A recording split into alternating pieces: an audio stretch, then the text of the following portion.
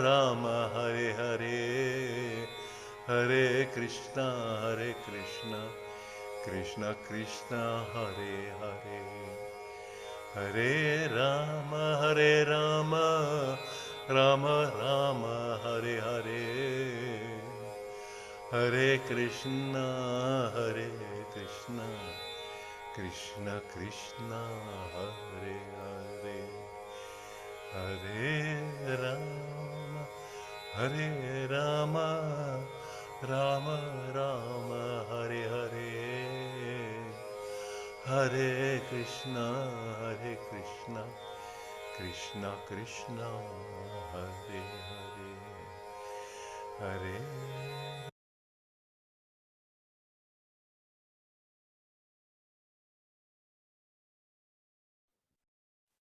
Good evening, Namaste, Jai Guru, my dear friends, Om Babaji. Welcome to today's class on Patanjali's Yoga Sutras. Let us begin the class with a prayer. Heavenly Father, Divine Mother, Friend, Beloved God, Bhagwan Krishna, Jesus Christ, Mahavatar Babaji, Lahiri Mahashaya, Swami Sri Yukteswar Ji, beloved Gurudev Paramhansa Yogananda Ji, friend and guide Swami Kriyananda Ji, saints and sages of all religions, great sages Ved Vyas, Maharshi Patanjali, Adi Shankaracharya, humbly we bow and touch thy feet.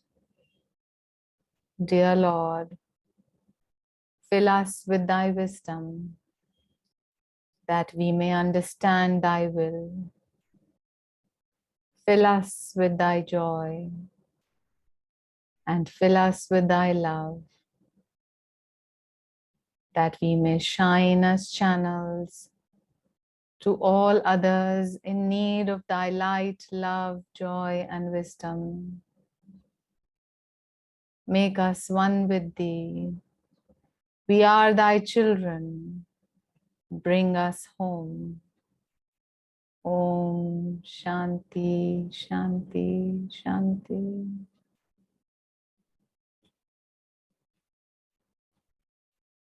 Let us sing the hymn to Brahma.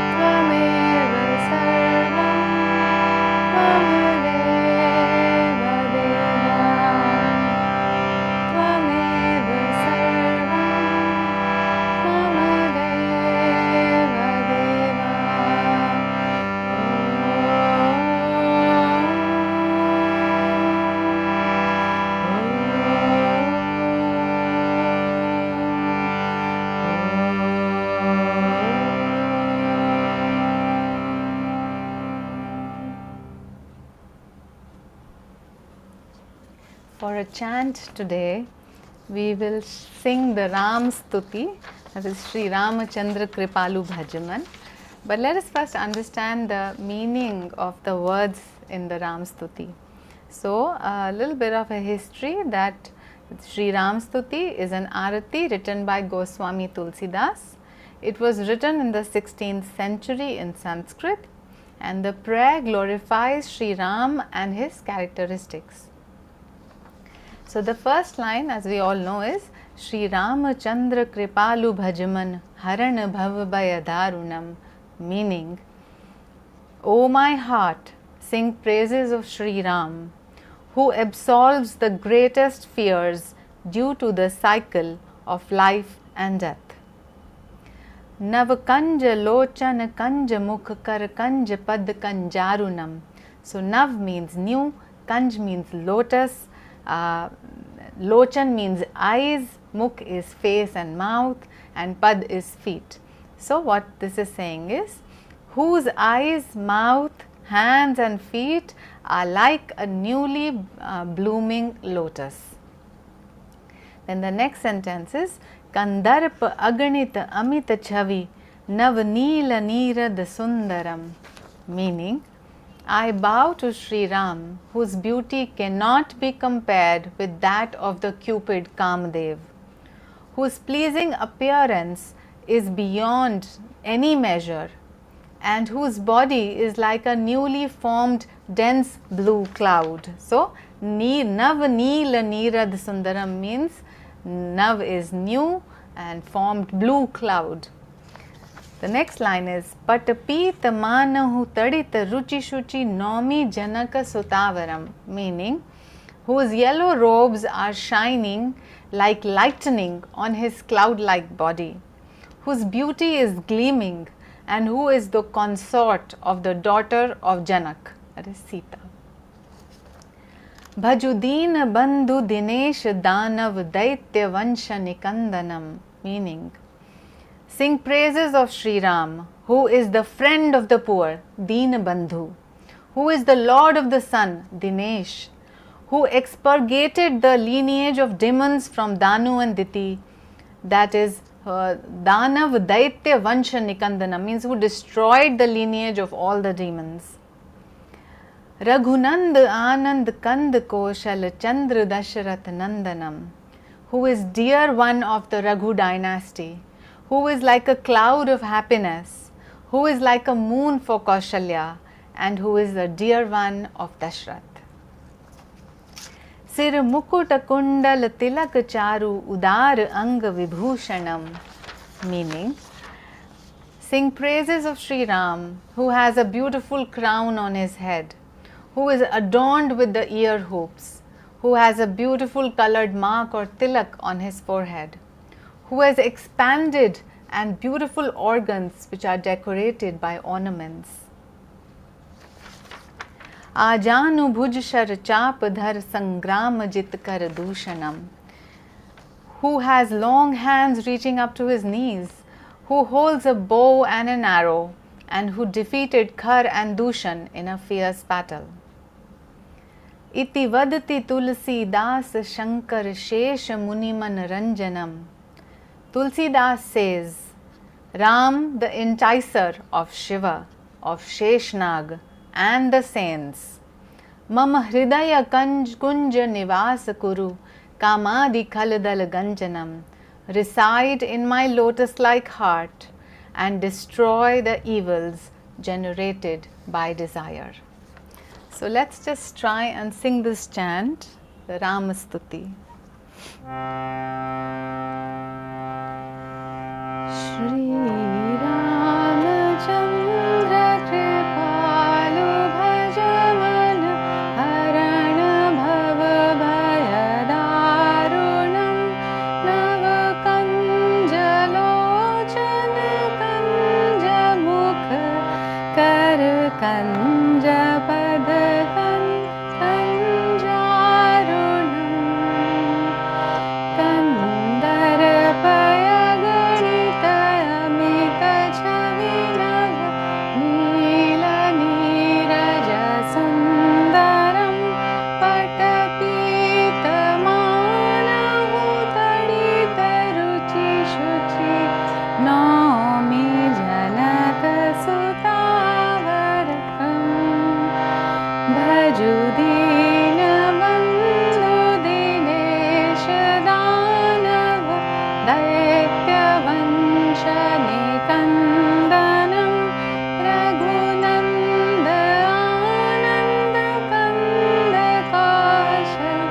Chandra Dasharatha Nandanam Sira Mukuta Kundala Tilaka Charu Udara Anga Vibhushanam Ajanu Bhuja Shara Chapadhar Sangrama Jita Kharadushanam Iti vadati Tulsidas Shankar Shesha Muni Manaranjanam Mama Hidaya Kunja Nivasa Kuru Kamadi Jalatala Ganjanam Shri Ramachandra Kripalu Bhajamana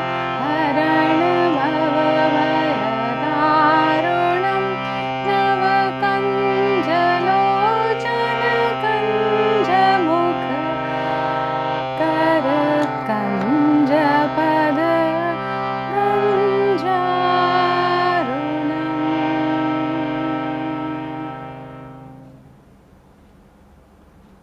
We bow to the Lord Ram,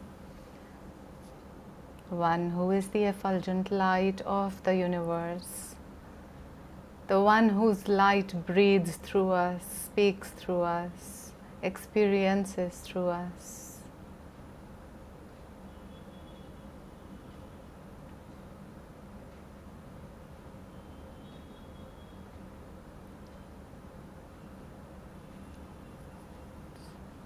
Let's take a moment of silence.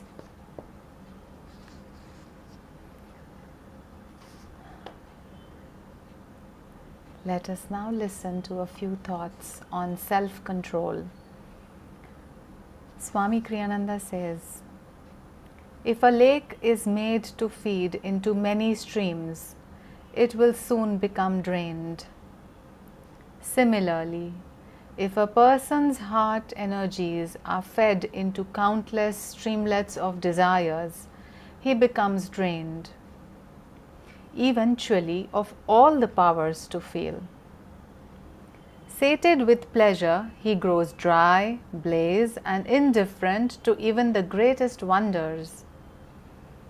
The sensualist imagines that by giving up his pleasures, he would renounce happiness.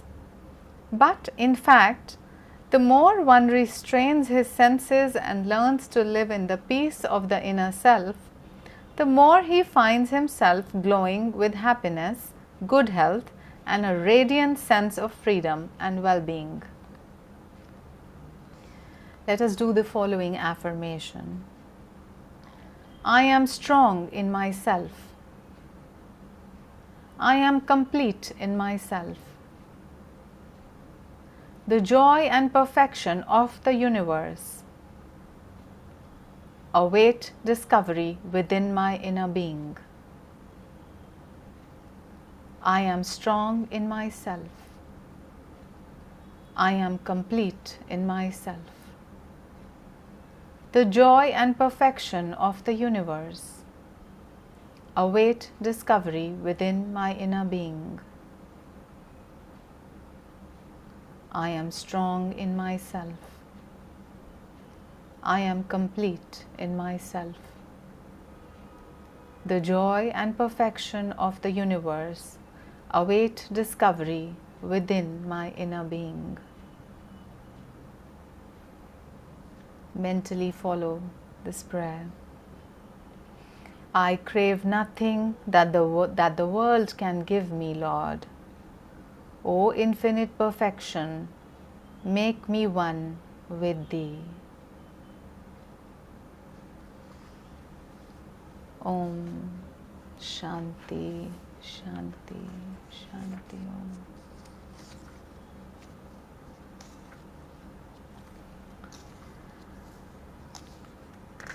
The story that we are going to talk about today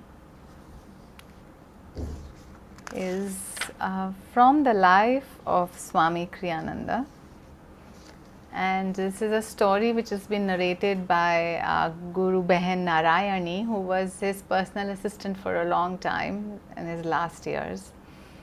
And this is what the story says. Swamiji usually needed a wheelchair to move through the airport.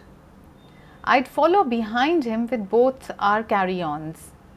Passing through the airports was always a hectic affair for me. I had to deal with both our security checks, which meant opening and closing our bags and removing all the electronics, all the while keeping an eye on Swamiji to make sure he was all right. Sometimes we travelled with others who helped, but towards the end it was often just the two of us. After jumping through all these hoops, arriving at the gate an hour before boarding was something I looked forward to. Once on a trip from India to Europe, we had a short layover in Dubai. After the usual hassles, we reached the gate. I was eager for a few quiet hours. Just as I settled into my seat, Swamiji nudged me with his elbow and said quietly, "Look at that woman over there. Is she crying? Could you go over and ask her if she is all right?" I went and sat down next to the lady. "Do you need any help?" I asked. Between sobs, she told me that this was the first time she had travelled alone. Now she had lost her passport and didn't know what was going to happen. She couldn't go anywhere without it and was worried and afraid. I comforted her the best I could. When I thought my job was done, I came back to Swami. I explained her situation and assured him that she'd be fine. The police were coming to help her and it would all be straightened out. Feeling pretty good about my act of kindness, I was ready to get back to my peace and quiet. But before I could settle in, Swamiji said, "Why don't you sit with her until she calms down? She could really use a friend." So I went and sat with her, trying to distract her from giving in to her fears. But I was too distracted with my own worries. I can't believe I've left Swamiji all alone. He is my first responsibility. I should be there with him. What if he needs to go to the bathroom or get thirsty or something? As soon as the lady began to calm down and even to smile a little, I assured her that we were just over there for any help she might need. I went back to Swamiji feeling extremely satisfied with the positive results of my 15 minutes with her. Once again, I assured Swami that all was well and there was nothing to worry about. But for him, that was not enough. Once more he said, "Please do not leave her alone until we are called to board. She still needs us." This being his third request, it dawned on me that Swamiji was not only helping that lady, this was also for me. When once again I sat down next to her, I suddenly felt an expanding joy in my heart. The more consciously I tried to comfort her, the more that joy grew. The more consciously I gave love to her, the deeper that joy became. The thought spontaneously arose. This is the joy that comes from helping others. When they finally announced our flight, it was hard to pull myself away from her. As I gathered our things and helped Swami to the gate, he said simply, "I'm so glad you stayed with her. Our inner happiness increases when we try also to make other people happy." Swami felt that woman's suffering and wanted to help her. But instead of having me take him over to her, he sent me. I have come to realize that whenever Swami asked me to do something, it wasn't just because he wanted it done or because he couldn't do it himself. It was because it would benefit me spiritually. It is one thing to be told about joy, even by Swami, and quite another to experience joy for oneself. In giving me the chance to help that woman, he gave me a taste of how he feels all the time. For Swamiji, helping others didn't require any special thought or effort. It was simply who he was, as natural to him as breathing. There was no need for me to explain to Swami what I had just experienced. All I said was, "Thank you, Swamiji." Om, Om, Om. Such a beautiful, heart-touching story, and such a beautiful way to remind us that the very life that we live should be lived for others. Our life is incomplete, our life is very small.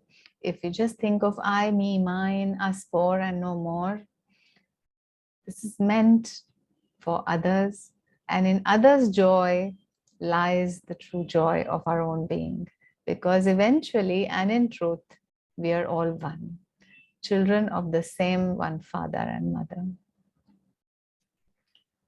So let's now turn our attention to the study of Vibhuti Pada, the third chapter of Patanjali's Yoga Sutras.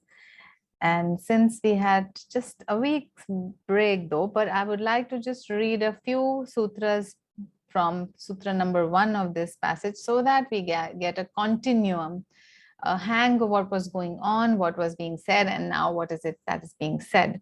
So in Sutra number 1, we go back to what Patanjali said about dharana. He said dharana is holding the mind onto some particular object. Next sutra, an unbroken flow of knowledge to that object is dhyana. The next he talks about samadhi, when that giving up of all forms reflects only the meaning, that is without the consciousness of one's own self, that state is samadhi. Then he said that samyam means the combined practice of dharana, dhyan, and samadhi. And what happens when samyam is practiced? By the conquest of that comes the light of knowledge, that is who we really are. And this is Sutra number 5. In Sutra number 6, Patanjali said, this should be applied in stages. So be kind to yourself, yet firm, go steady, but without digesting. Do not try to move ahead without digesting the information that you've received. Read the sutras and any scriptures very, very open-mindedly and intuitively to understand their true meaning.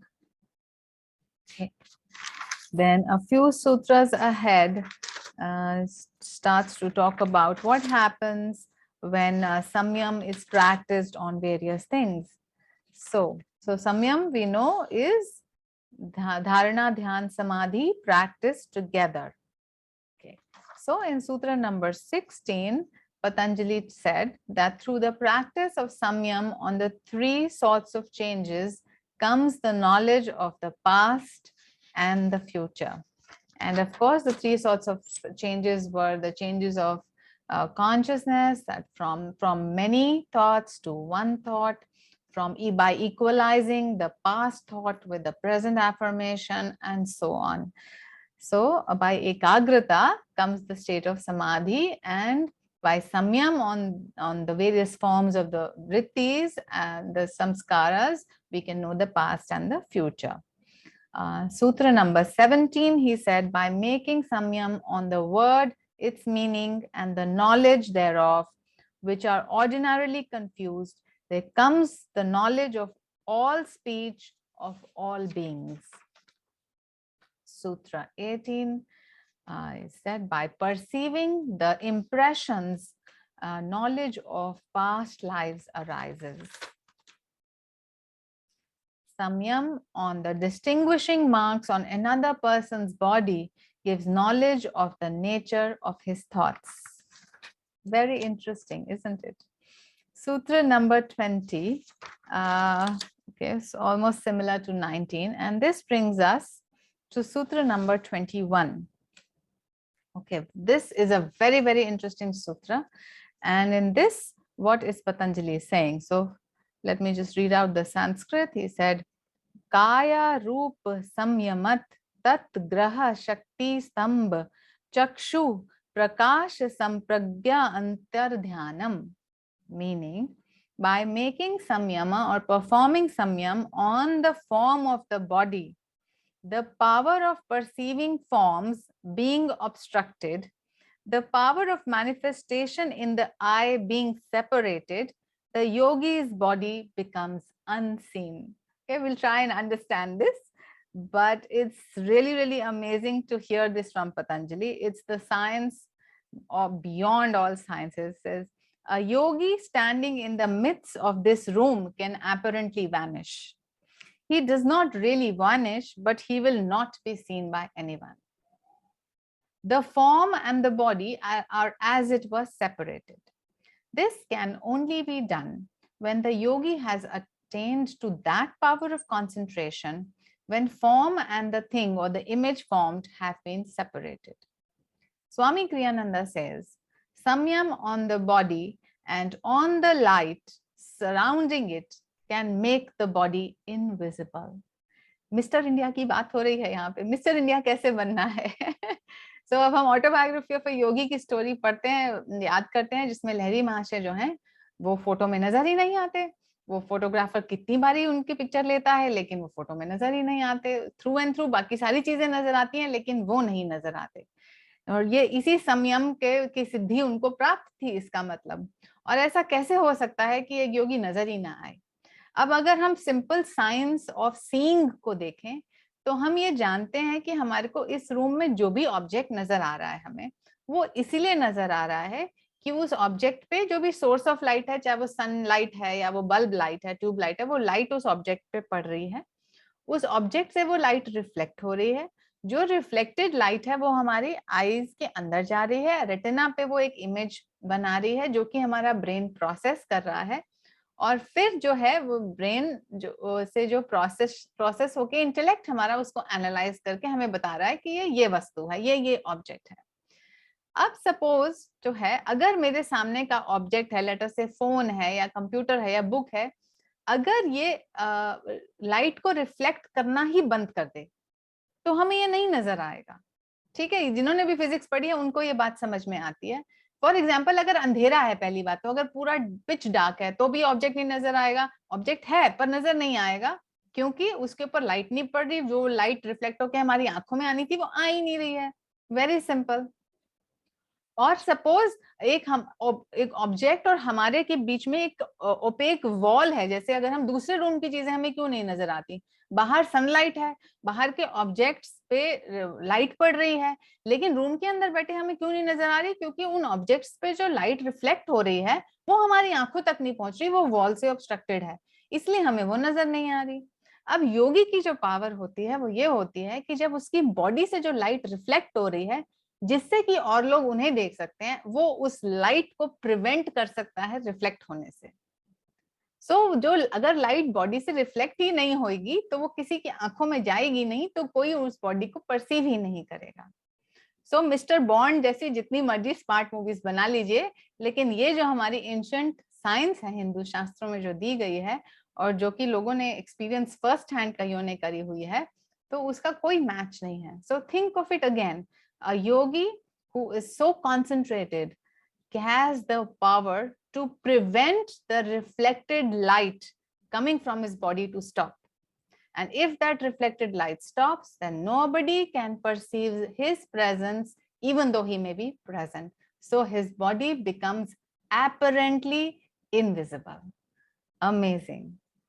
The more you read Patanjali's Sutras, the more that wow factor starts to come. It's like, wow, just look at this, such an amazing thing. And the science is not so difficult to understand.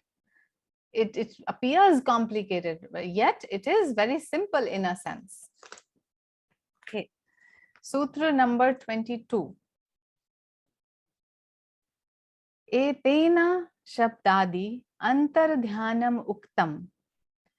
By what has been said, the disappearance of sound and other tanmatras can be understood.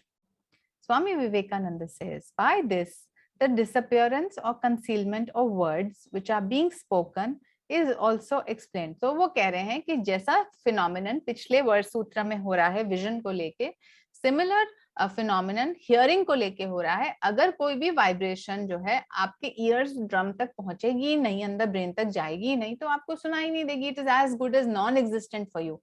And this is so easily understood that the human ear can only hear vibrations between 20 and 20,000 hertz, isn't it?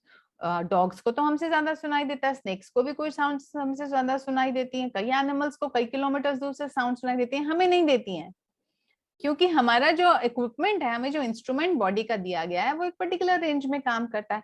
इसका मतलब अगर हमें सुनाई नहीं दे रही, इसका मतलब ये नहीं है कि वो साउंड नहीं है, वो है, पर हमारी एबिलिटी नहीं है उसको सुनने की.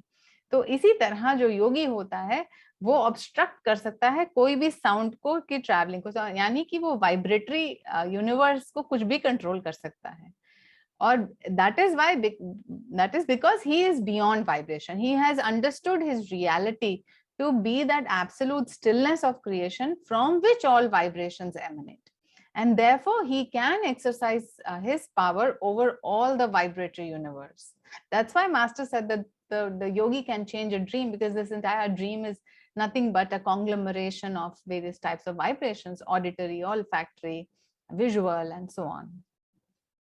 So Swami Kriyananda also says that thus also sounds and other sensations can be made to disappear. Everything is a manifestation of vibrations. One who himself is beyond all vibrations can manipulate the vibrations in this vibratory universe. Sutra number 23. Sopakraman virupakaraman cha karma tat samyamad aparvita jnanam arishtabhyavah. Meaning, Swami Vivekananda says, karma is of two kinds, soon to be fructified and late to be fructified. By performing samyam on that, or by the signs called srishta, portents, that is signs of warning that a calamitous event is likely to happen, the yogi knows the exact time of separation from his body. So yet again, all our line of gurus, Mahavatar Babaji is of course deathless, but the others, they knew exactly when they are going to leave their bodies. And because they had performed samyam in their meditations, they were anyway one with the universe, they were God realized, and therefore they could separate the various manifestations. They knew what is karma, they knew when it is going to fructify, what will happen when, not only for themselves, they knew this for all of their disciples. It is a tremendous thing to even think. It is inconceivable for us to even imagine that the Guru knows the past and present karma of all the disciples. He knows exactly what is going to happen to them. He knows exactly what situations he should put in their lives that they are, they can transcend that karma. He knows what thoughts to put in the minds of disciples. It is inconceivable for us to even imagine the amount of work that the Guru has to do to bring his disciples to freedom. We can only meagerly contribute to, we should cooperate in what the Guru is trying to do. He is helping us. He is not here for any other reason but to help seeking and struggling souls to find their freedom in God. And if the Guru is trying to do something, we should welcome it open-heartedly. And that is why we need attunement with the Guru to really understand what he's trying to say. Just like in the story with Swamiji, Swamiji kept sending Narayani to that person for some reason or the other, because he wanted her to feel a particular thing. Similarly, Guruji sometimes repeats a situation in our life so that we get the hang of what he's trying to teach us, and that we may learn our lesson and we may fight that obstacle. We may raise our energy sufficiently that we may cross over that difficulty, and that we may learn that lesson forever, so that the same karma needn't come to us again and again. So we need to cooperate with the Guru, and here the sutra is saying that the self-realized master knows exactly when he is going to leave the body. When the yogi makes samyam on his own karma, upon those impressions in his mind which are now working and those that are just waiting to work, he knows exactly by those that are waiting when the body will fall. So when they are talking of yogi, they're not talking of a completely free avatar.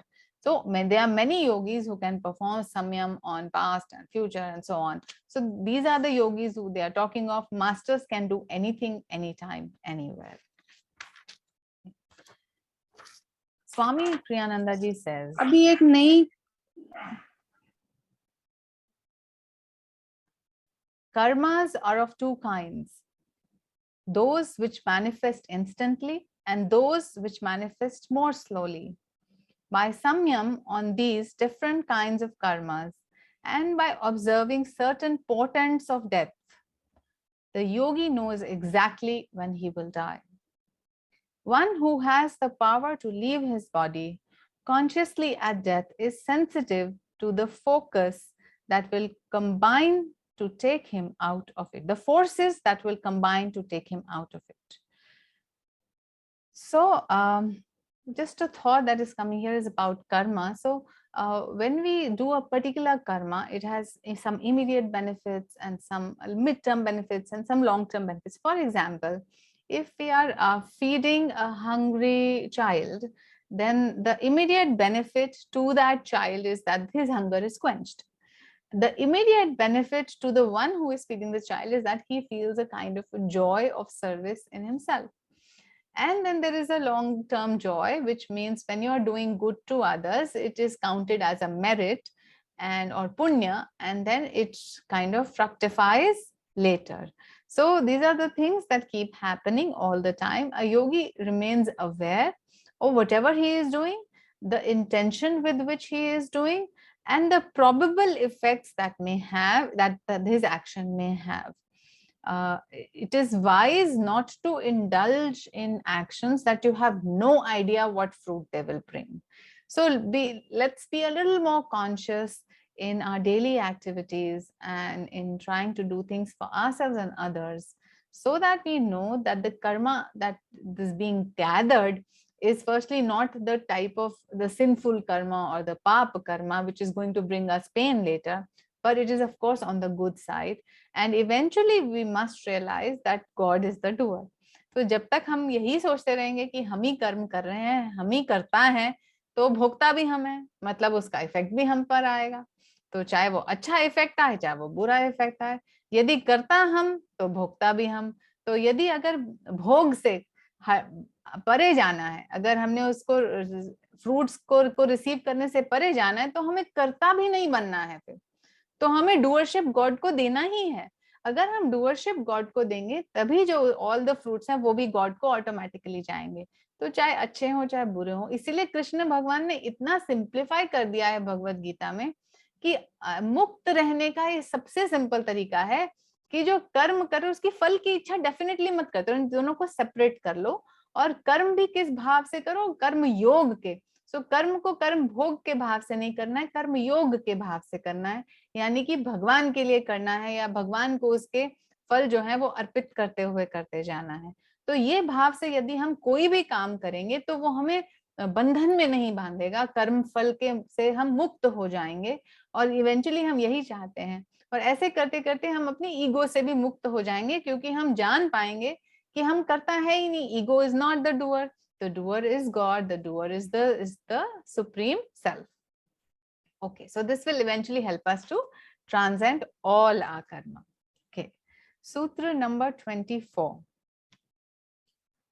Maitreyi Adisu Balani, meaning by making samyam on friendship, etc., various strengths come. Very interesting. So friendship, master said, is the highest form of relationship on this earth. Why so? Because उसमें कोई familial bonds नहीं है उसमें कोई compulsion नहीं है, उसमें कोई धार्मिक बॉन्ड भी नहीं है, जैसे स्पाउस में तो एक धर्म पत्नी है या धर्म से हस्बैंड एंड वाइफ होते हैं। सो कोई भी ऐसा बंधन नहीं है एक मैत्री में या फ्रेंडशिप में, और इसीलिए it is only based on pure unconditional love that you give to each other. And that's why friendship is, master said, is one of the highest relationships that you can have on this earth, and it should be cultivated. And he said you should even look for friends from past lives, looking at their eyes, you know, just being in their company. When you're comfortable in somebody's company, you just know that you have been friends for a long time. ऐसा लगता ही नहीं कि आप पहली बार मिल रहे हो या आप जानते नहीं हो, ऐसा लगता है कि हाँ हम तो जानते हैं एक दूसरे को, तो बहुत फेमिलियर है. तो ऐसी फीलिंग आने लगती है जब आप अपने पास्ट लाइफ के फ्रेंड से मिलते हो, और जिनसे भी आपका बहुत क्लोजनेस है या फिर बहुत रिपल्शन है, नो दैट कि वो आपके पास्ट लाइफ से ही चले आ रहे हैं. तो यही लाइफ टाइम है. जो क्लोज है, जो क्लोज में भी अटैचमेंट नहीं रखना है. A friend is a friend in God, okay, not my personal friend. He is also God who has appeared in my life to share this bond of joy and friendship. Okay और जब मैं उसको मैं अपना मेरा मेरा कहने लग जाऊंगा तो वो प्रॉब्लम की बात है. तो वो तो एक एस्पेक्ट हो गया कि इम्पर्सनली लेना है इवन फ्रेंडशिप को, and you have to give unconditional love. अब दूसरा है, जो हमारे लाइफ में ऐसे लोग हैं जो हमें रिपल्सिव लगते हैं फर्स्ट मीटिंग से, सेकंड मीटिंग से भी, no that is also carry forward from the past life. And in this life we must learn to love them. We must consciously let go and forgive them, whatever it may be, even if you may not remember what it is for. You can pray for peace and harmony in their heart and soul and in your own heart and soul, and you can consciously tell God that I let go is whatever it is I do not understand, which is causing this thread of repulsion in me or irritation in me. I want to let it go completely. I want to see this person as thy child, O Lord. Help me to do so. So the Guru and the God, they help us to transcend these difficulties. And these are very, very daily life difficulties. ये बहुत practical problem है. इसको अभी नहीं transcend किया तो जाने कितने और lifetime लग जाएंगे. इसलिए उसको acknowledge कीजिए और अभी ही address कीजिए. So इसमें पतंजलि कहते हैं कि friendship पे संयम कीजिए. Dwell, introspect on the thought of friendship. Okay, so let's refer back. हमने फर्स्ट पाद के यानी कि जो समाधि पाद है फर्स्ट चैप्टर के 33rd वर्स सूत्र में पतंजलि ने कहा था, by cultivating attitudes of friendliness towards those who are happy, compassion for the unhappy, delight in the virtuous, and disregard for the wicked, the vrittis are dissolved in undisturbed calmness. So this was a statement in 133. When a yogi performs samyam on friendship, he develops the ability to be friendly to all and develop the power to give happiness to all or make all happy. So this is the power that Swamiji had, and this is the power that all masters have. When a yogi, now friendship में भी एक हो गया मैत्री friendship, एक हो गया करुणा, which is compassion, which is kind of a sister feeling of maitri. When a yogi performs samyam on compassion, he develops a kind nature in himself and develops the power to take away the sorrow of others. So by meditating on compassion. Now, in many Buddhist traditions, there is a special meditation on compassion. So when you meditate on compassion, when you concentrate upon compassion as in how you can love others, you will have the power to take away their sorrows. Now, this is the power that the avatars have, the Buddha, the Mahavira, all the great gurus, the saints, Krishna, Christ, Guru Nanak Dev, all these avatars had this power that they could give happiness to others and they could wipe away the sorrows of all. Deen Bandhu, so friend to the poor. We are all poor in a sense. We are all wanting more happiness and more joy and love. So in that sense, God is a friend and all of us can go in that direction. When a yogi performs samyam on delighting in the good and virtuous, he develops the power to be happy all the time and the negative emotion of jealousy becomes zero in him. So another sisterly or brotherly emotion near friendship is that of being delightful in others' happiness, being happy in others' happiness, and being happy in the company of truth seekers. In the Bhagavad Gita, Krishna said that my devotees are happy unto themselves. So by talking about the Lord, by discussing about the Lord, by chanting Lord's names, the devotees of the Lord are always happy. And this is the same thing which is being reflected in this sutra by Patanjali, that when you are delighting in the company of the virtuous, when you are being happy in the happiness of others, you will develop the power to be happy all the time, and you will never feel jealous from anyone, anywhere. Amazing these things are, isn't it? So not only Patanjali appears to be the scientist of the mind, but here he is talking completely of the heart. And it is so important that we balance the head and the heart. And that's what Master said, that the reasoning faculty should be balanced by the feeling faculty. And both should, your mind and heart, both should kind of be centered in yourself. And then from that you should act. And we must remember that to understand any scripture, an intellectual knowledge is completely insufficient. Unless the heart is open, unless the heart has developed some ability to love others, unless the intuitive perception and understanding, that key, is turned by the grace of the Guru and by our meditation, we are not going to be able to understand all the amazing scriptures that our beloved India has to offer us. So what happens when a yogi has basically done samyam on friendship? We said he has the power to give happiness to others, he can take away the sorrows of others, and he is happy all the time. So he will be always above worry, sadness, and fear. Okay. Swami Kriyananda also says, by samyam on friendliness, compassion, etc., one gains the power to bring out these qualities in others. A realized saint wins over even enemies by the magnetism of his love. Guruji used to say, if you see a sad face, shoot it with the buckshot of your smiles. And he said, keep shooting, keep shooting, keep shooting your smile to the one who is sad till that person lightens up. And that's exactly what Swamiji did to Narayani, to help that lady who was crying. So he just kept telling her that you must go and be with her, be with her. She needs us. So there are many people around us in our lives who need some happiness, who need the alleviation of their heavy sorrows that they are carrying in their hearts. And it is our duty as disciples of a great master, it is our duty as devotees of the Lord who have blessed us, that we share the joy of God's presence with all whom we meet. It is not only our right, it is our duty. And I've heard Jyotish ji and Devi ji say so many times, they say even if they go to a mall and if they are standing in the line where the billing is happening, Devi ji said, I consciously look around for people. If somebody is sad or needs some joy, I go and stand next to that person in line and maybe pick up a conversation, maybe just smile, and of course consciously expand your loving energy from your heart. Just raise your energy even without saying a word. Just your mere presence can light up another person's life, and even their energy can be uplifted.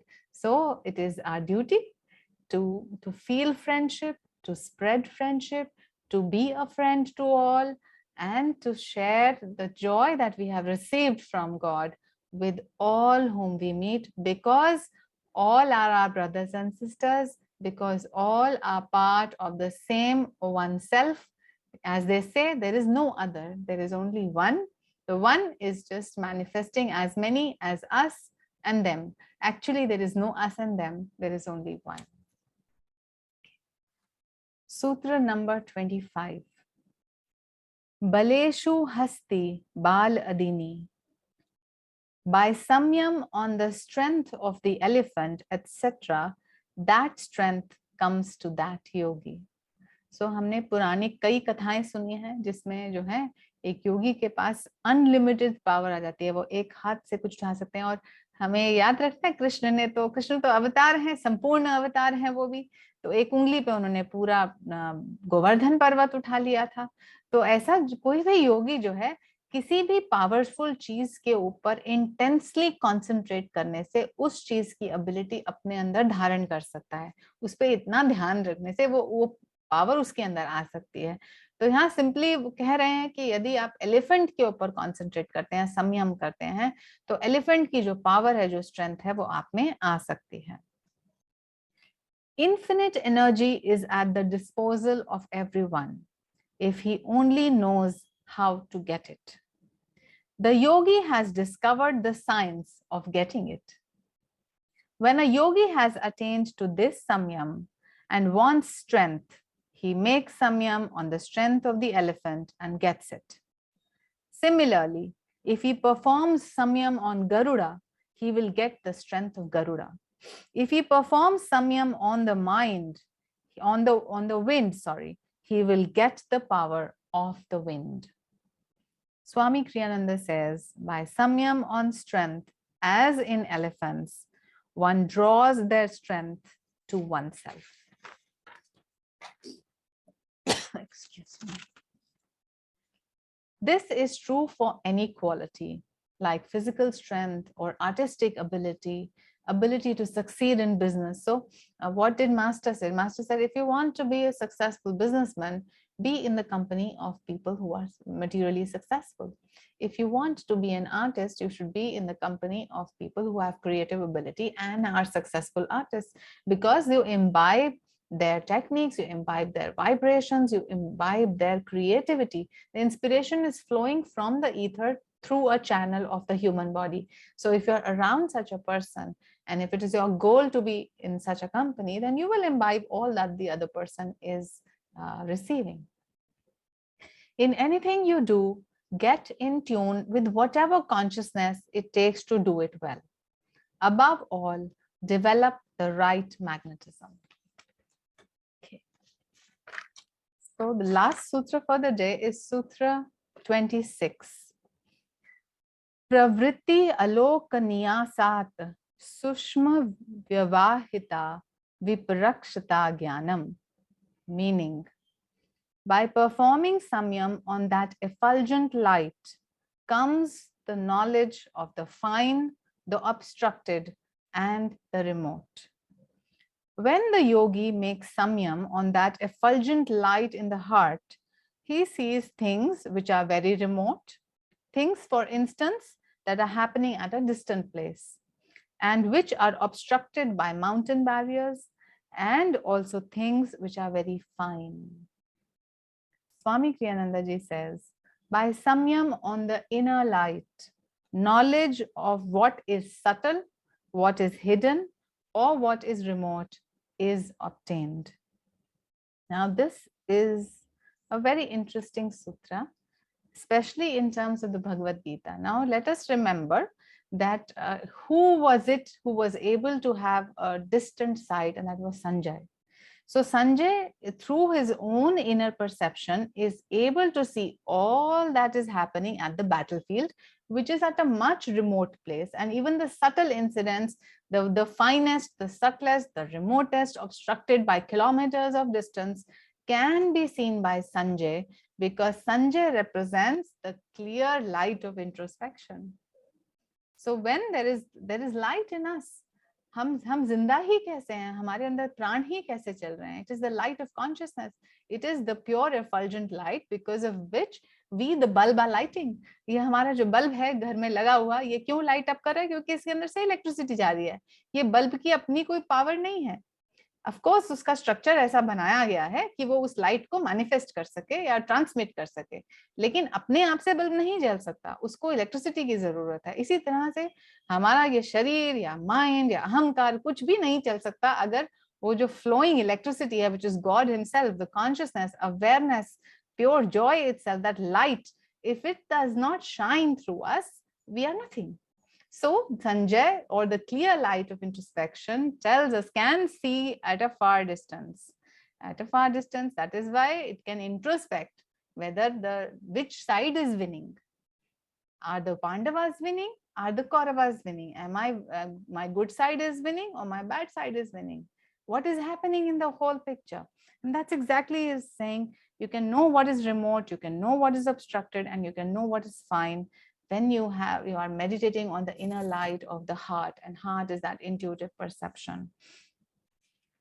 Swamiji says everything in creation is connected. Everything is a projection of God manifesting itself ever newly.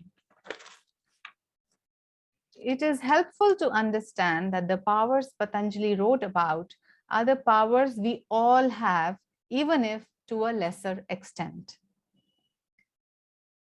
So, if you remember that story that Swamiji has told many a time, that he was a student in college and he had taken up this extra course in Greek language, and he was not interested in going to the class, and it was just 3 days were left for the exam, and he thought, okay, now I'll study, until the time 2 days has passed, only one last day was left, and he had to appear in the exam, because as we know, in foreign countries there are some majors and minors and you have to clear those subjects.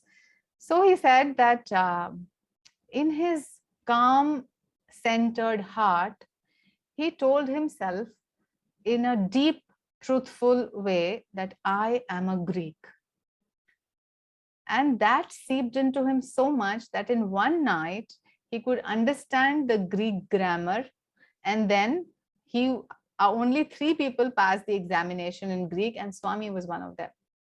So there is a calm understanding in all of us. It's hidden by our restless thoughts and emotions. It is hidden by our opinions of limitation. We already have confirmedly thought that we are limited. ये तो हम कर नहीं सकते, ये तो हमसे हो नहीं सकता, ये तो हमसे बहुत परे है, ऐसा हम ऑलरेडी सोच के बैठे हैं। और क्योंकि ऐसा बैठे हैं, ये लिमिटेशन हमने अपने ऊपर इम्पोज कर ली है, इसलिए लिमिटेशन को भगवान क्यों तोड़े? आप खुद तोड़िए। आपने लिमिटेशन लगाई, भगवान ने तो हम पे कोई लिमिटेशन नहीं लगाई। हमने ही अपने ओपिनियन से और अपनी नैरो सोच से अपने ऊपर ही लिमिटेशंस बना दी, अपनी डेफिनेशंस बना दी, एंड सो ऑन, जबकि ये ट्रूथ नहीं है। This is only delusional. So that's why Swamiji says all of us have that hidden power. It's only a matter of manifesting it, and the ability to manifest it comes when you are in tune with the inner light, which happens by the grace of the Guru and by meditation techniques. Now there's another story similar to that Greek thing which Swamiji says. So he had gone to visit Bali, in Indonesia.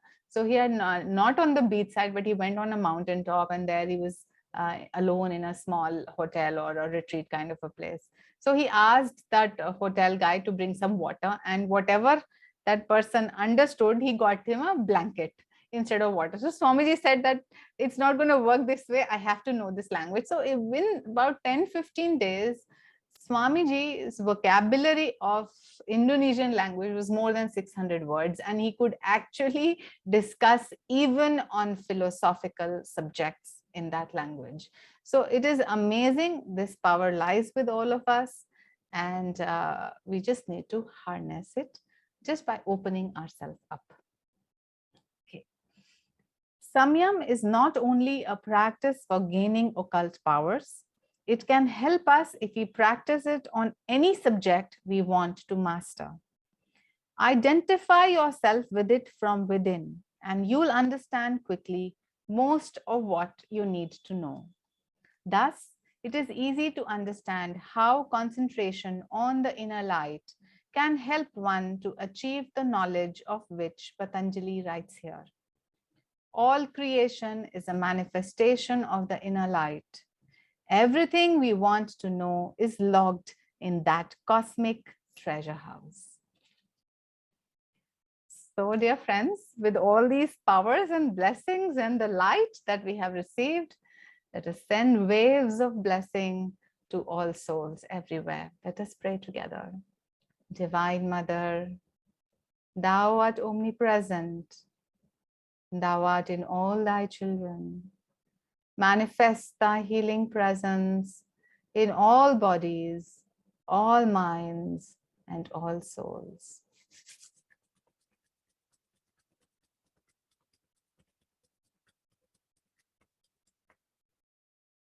Oh.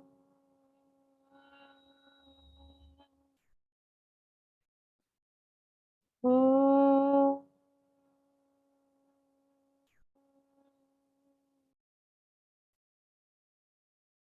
Oh.